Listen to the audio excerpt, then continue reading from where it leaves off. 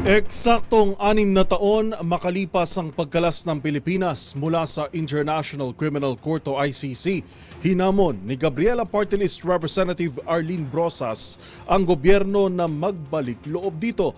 Magsisilbihan niya itong patunay sa commitment ng Marcos administration sa pagkamit ng hustisya. Narito ang ulat ni Milky Regunan. Dapat ikonsidera ng Marcos Jr. administration na bumalik na sa pagiging miyembro ng International Criminal Court.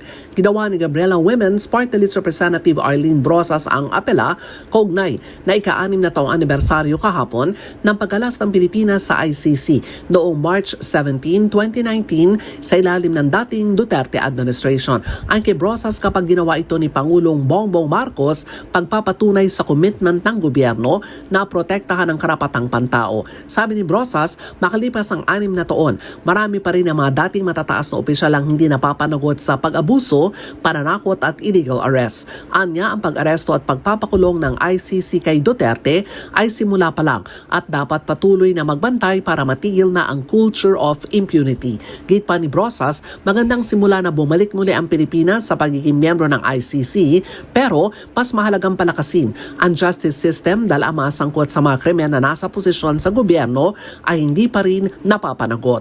Para sa MBC TV Network News, ako si Milky Regunan, una sa Pilipinas, una sa Pilipino.